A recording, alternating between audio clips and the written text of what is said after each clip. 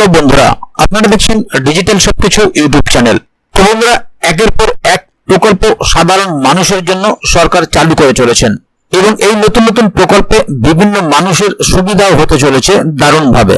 কিছুদিন আগেই লোকসভা ভোট শেষ হয়েছে, সেটা আপনারা প্রত্যেকেই জানেন। এবারে নতুন এক প্রকল্পের সূচনা। 1500 টাকা করে পাবেন মহিলারা, কথা রাখলো রাজ্য সরকার।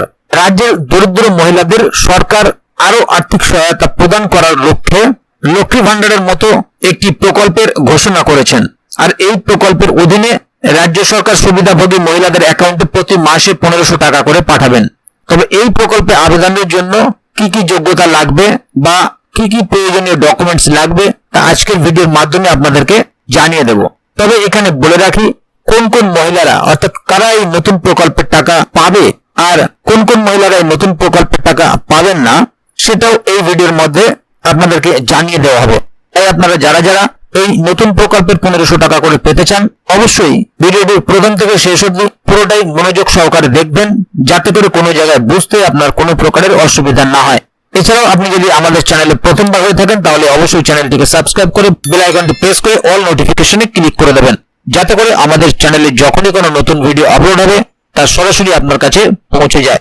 তো চলুন দেখে নেওয়া যাক এখানে এই প্রকল্প সম্বন্ধে কি বলা হচ্ছে। কারা কারা এই প্রকল্পের টাকা পাবে আর কে পাবে না। দরিদ্র সীমার নিচে 21 থেকে 60 বছর বয়সী সমস্ত মহিলা, বিধবা, ডিভোর্সি মহিলারা এই প্রকল্পের সুবিধা পাবেন।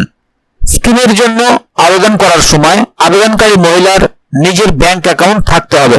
আয়কর প্রদানকারী পরিবারের মহিলারা এই প্রকল্পের টাকা পাবেন না।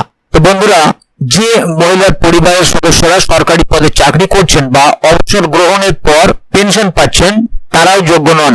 যে মহিলারা বর্তমানে অন্যান্য সরকারি আর্থিক স্কিম থেকে 1500 টাকার বেশি সুবিধা পাচ্ছেন, তারাও এই প্রকল্পের জন্য অযোগ্য। যে মহিলার পরিবারের সদস্য বর্তমান বা প্রাক্তন এমপি বা বিধায়ক, তারাও যোগ্য নন। 5 একরের বেশি কৃষি জমি বা 4 চাকার যানবাহন ট্র্যাক্টর বাদে রয়েছে এমন পরিবারের মহিলারাও এই প্রকল্পের সুবিধা পেতে সক্ষম হবেন না। তো এবার দেখে নেব আবেদনের জন্য কি কি প্রয়োজনীয় নথি প্রয়োজন।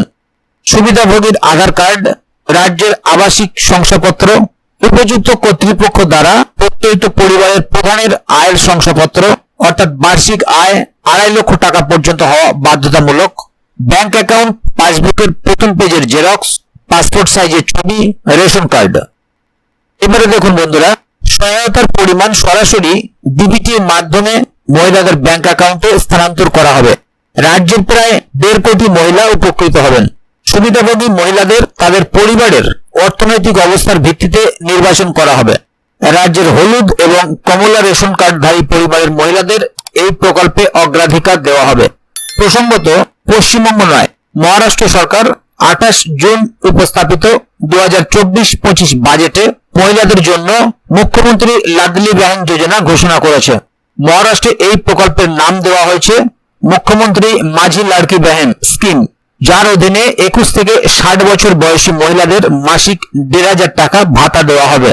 তাহলে বন্ধুরা, বুঝতেই পারলেন, এই সম্পূর্ণ যে প্রতিবেদনটি আপনারা দেখলেন, এটি 21 থেকে 60 বছর বয়সী মহিলাদের জন্য প্রযোজ্য এবং বর্তমানে এই প্রকল্পটি লক্ষ্মীর ভান্ডারের আদলে তৈরি করা হয়েছে মহারাষ্ট্রের জন্য।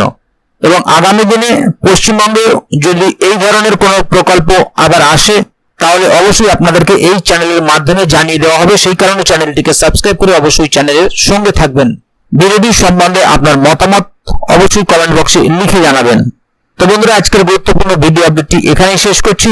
ভিডিওটি ভালো লাগলে অবশ্যই একটি লাইক দেবেন এবং বন্ধুদের জানার সুবিধার্থে ভিডিওটিকে শেয়ার করবেন, যাতে তারা বিষয়টি সম্বন্ধে জানতে পারে। ভিডিওটি শেষ পর্যন্ত দেখার জন্য অসংখ্য ধন্যবাদ। আবার দেখা হবে আগামী ভিডিওতে। ততক্ষণ পর্যন্ত ভালো থাকুন, সুস্থ থাকুন। ধন্যবাদ।